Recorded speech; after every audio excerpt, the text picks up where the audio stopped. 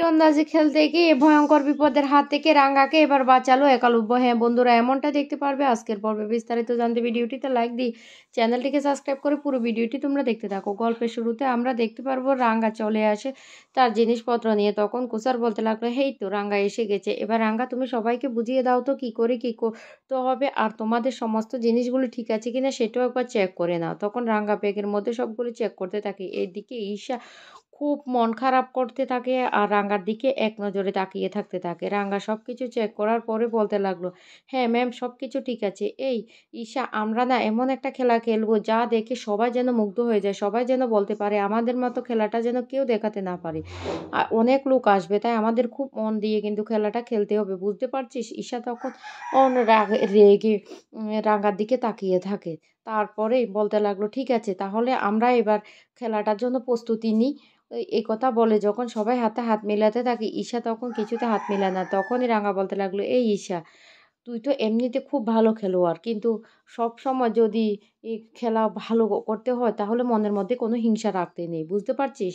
আর তুই তো এমনিতে আমার বন্ধু, আমি না তোর সাথে বন্ধু হয়েই থাকতে চাই, কারোর সাথে শত্রুতা করতে না আমার একদম ভালো লাগে না। আর আমার সাথে যদি কেউ ইচ্ছে করে শত্রুতা করে তার ওকে যে কিভাবে শায়েস্তা করতে হয় সেটা কিন্তু আমি জানি, তার উপর কিন্তু আমি কিন্তু ও প্রতিশোধ নিই। এই কথা শুনে ঈশা তখন ভয় পেতে থাকে। অন্যদিকে দেখা যায় তীরন্দাজি খেলার ওখানে সমস্ত কিছু আয়োজন করা হয়েছে, লোকজন চলে আসছে আর রাঙ্গাদের বাড়ি থেকেও সবাই চলে আসে। সেখানে চলে এসেছে বিন্দা, ময়না। আর ময়না এসে তো ও রীতিমতো অবাক হয়ে গেছে আর বলতে লাগলো, দেখো দেখো দিদি ভাই, এই রাঙ্গা না, দেখো লেখাপড়া জানতো না, কোথাও জঙ্গল থেকে উঠে এসেছে, তারপরও সে কলকাতা সুন্দরী হয়েছে আর এখন এক তীরন্দাজি খেলার জন্য কি সুন্দর আয়োজন করেছে। বাবা, তীর ধনুক নিয়ে যে এত কিছু খেলা যায় সেটা তো আমরা জানতামই না। আমরা আর কোনো দিনও রাঙ্গার সাথে লাগতে আসবো না, না হলে কিন্তু ও তীর ধনুক দিয়ে আমাদেরকে একদম শেষ করে দেবে। এই কথা শুনে তখনই বিন্দা বলতে লাগলো, চুপ করতো, সব সময় আজে বাজে কথা। এদিকে সাত্যকী সভ্যকে বলতে লাগলো, আরে কত রকমের খেলা আছে, ভলিবল আছে, ফুটবল আছে, কত রকমের খেলা আছে, কিন্তু শেষ পর্যন্ত তোকে কি তীরন্দাজি খেলাটাই খেলতে হবে? তখন এই কথা শুনে সাত্যকী বলতে লাগলো, আরে চুপ করতো, আর ভালো লাগছে না তোর এসব কথাবার্তা। এইদিকে দেখা যায় আহিরি খুব সুন্দর করে সেজে গুজে রেডি হয়ে গেছে আর তখন একলব্য আহিরিকে আনতে যায় আর গিয়ে এলে তখন বলতে লাগলো, আমাকে কেমন লাগছে বলো তো একলব্য। একলব্য তখন বলতে লাগলো, খুব ভালো লাগছে, তাড়াতাড়ি চলো না হলে রাস্তায় আবার জ্যাম হয়ে যাবে। তখনই বলতে লাগলো, ও তুমি তো আগে আমাকে এভাবে দেখলে জড়িয়ে ধরে হাঁক করতে, কিন্তু এখন তো করছো না কি? আমাকে কি তোমার একদম ভালো লাগে না? তখন আহিরির মন রাখার জন্য একলব্য ও আহিরিকে জড়িয়ে ধরে কোনো রকম, কিন্তু হঠাৎ করে তার রাঙার কথা মনে পড়লে সে তাড়াতাড়ি করে ওকে ছেড়ে দেওয়ার বলতে লাগলো, তাড়াতাড়ি করো, আমাদেরকে বেরিয়ে পড়তে হবে, না হলে কিন্তু আমাদের কিন্তু দেরি হয়ে যাবে। এদিকে কোসার হঠাৎ করে রাঙ্গাকে বলতে লাগলো, রাঙ্গা এই খেলাটা না খেললে হয় না। এই যে তুই তীর ধনুক নিয়ে বাজি ফোটানোর একটা খেলা খেলবি বলছিস, সেটা কিন্তু অনেক বড় রিস্ক হয়ে যেতে পারে, এটা না খেললে হয় না।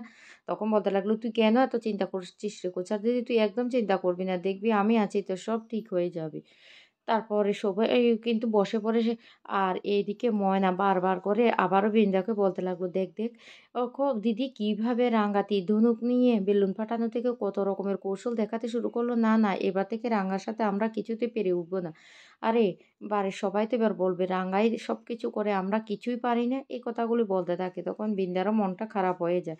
অন্যদিকে দেখা যায় রাঙ্গারা সবাই দলবল সহ চলে এসেছে আর রাঙ্গা সবাইকে বলতে লাগলো, আমরা না এবার তোদেরকে আমাদের যে খেলাগুলি আছে একটা একটা করে তোদের সাথে আমরা প্রদর্শন করব। প্রথমে আমরা বেলুন দিয়ে ফাটিয়ে আমাদের নিশানাটা লক্ষ্য যে সেটা কিন্তু আমরা ভেদ করব। তারপরে আমরা পরবর্তী স্টেপগুলো একটার পর একটা দেখাবো, তোরা কিন্তু ধৈর্য সহকারে বস।